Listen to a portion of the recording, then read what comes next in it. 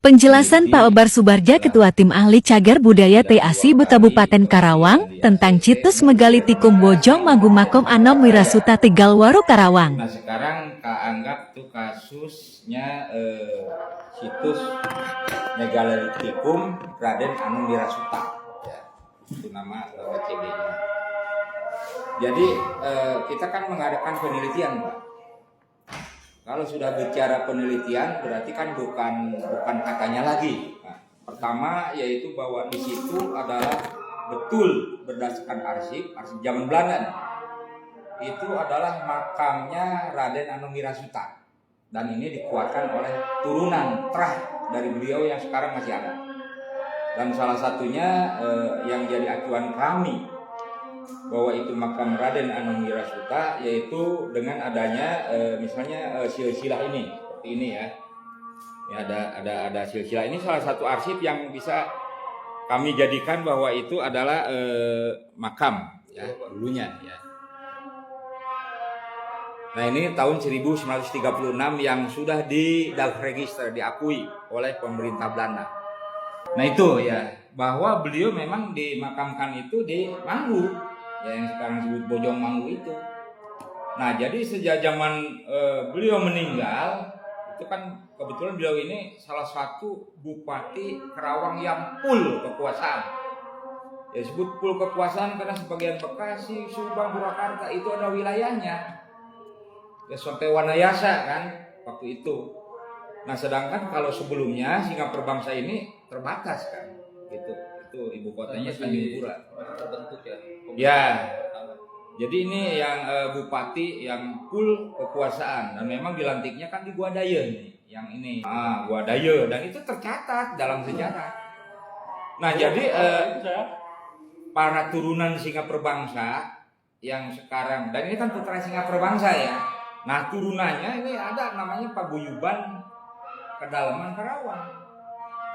Itu kan sering ziarah ke sana. Dan dulu menurut beliau tahun 70-an itu tahunnya itu tanah perhutani, tanah kehutanan. Ya tahu kalau ke sini udah jadi sertifikat atau jadi girik, jadi SKD ya nggak tahu kita kan.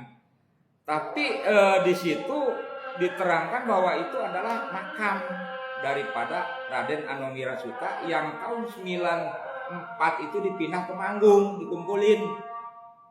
Kan di Manggung ada beberapa makam.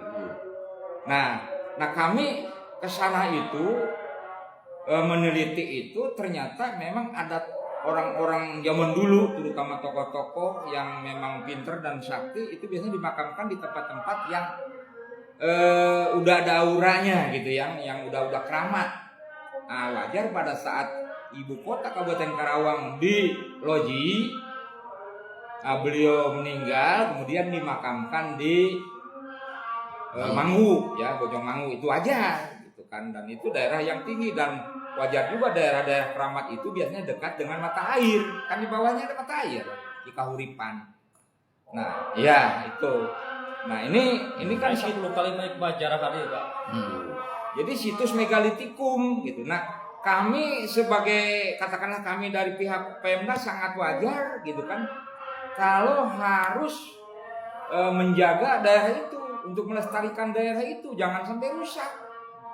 Ya siapapun itu pemiliknya, kan kami bukan memiliki benda itu, tetapi menjaga budaya supaya dilindungi oleh undang-undang, kan ada undang-undangnya nomor 11 2010.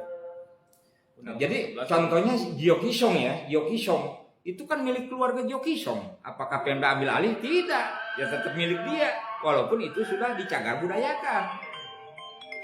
Pemerintah itu intinya ya, pemerintah Kabupaten Karawang intinya itu mencagar budaya itu untuk melestarikan, itu intinya. Nah, adapun misalnya bagi yang punya, bagi yang punyanya apa, dapat apa dia, gitu kan, seperti itu. Nah, biasanya itu tergantung dari kebijakan pemerintah masing-masing ya. Ada misalnya pembebasan, bukan pembebasan ya, pajaknya dikurangin gitu ya. Tidak besar listrik disubsidi gitu oleh pemerintah setempat, atau jupelnya dari keluarga beliau, itu kan ada jupelnya. Ya bisa dari keluarga beliau untuk menjaga ya, kayak Nah, kayak Joki Song gitu ya, itu ada keluarganya yang dijadikan guru pelihara gitu kan. Nah seperti itu. Nah, jadi tidak ini ya, jadi begini, itu jangan dianggap bahwa itu katanya baru ada kemarin sore, salah itu.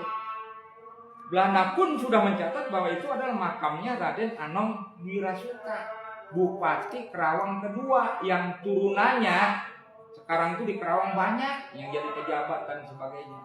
Dan Pemda sangat menghargai dong, gitu kan? Banget ada kampung Banana gitu ya. Iya, makam bupati pertamanya di Manggung, ya, kemudian yang kedua di Manggu yang dipindah. Nah sekarang situs megalitikumnya itu, ini kan karun-karunnya Kerawang itu ibadahnya seperti itu.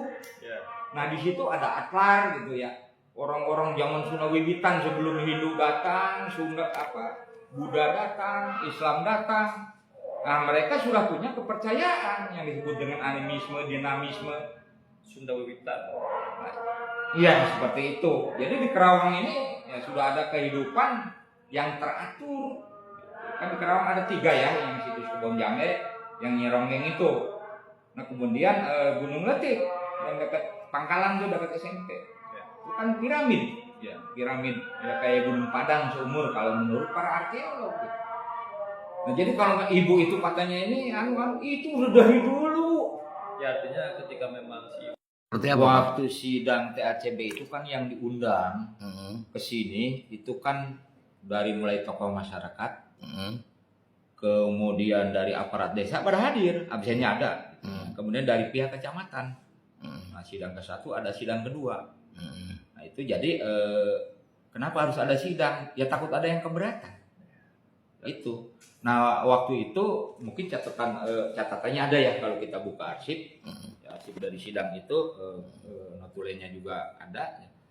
Dan itu masalah tanah termasuk yang dibahas. Masalah tanah. Dan kalau memang misalnya ada pemiliknya ya mungkin waktu itu diundang pemiliknya itu. Ya. Hanya waktu tapi itu nggak ada, berarti nggak ada yang nggak ada yang hadir katanya ada. Waktu itu apa tanah ya nggak tahu lah Ya. namanya zaman dulu Ini lah. aneh. Situsnya itu ya sudah sejak zaman dulu itu sudah diziarahi, jangan salah. Betul. Ya terutama Batu. nah, iya, ya namanya gini ya. Orang-orang dulu kenapa harus di tempat yang keramat seperti itu gitu? Emang orang-orang dulu itu apalagi gede nih orang sakti itu dimakamkannya di tempat-tempat yang seperti itu. Kira siapa?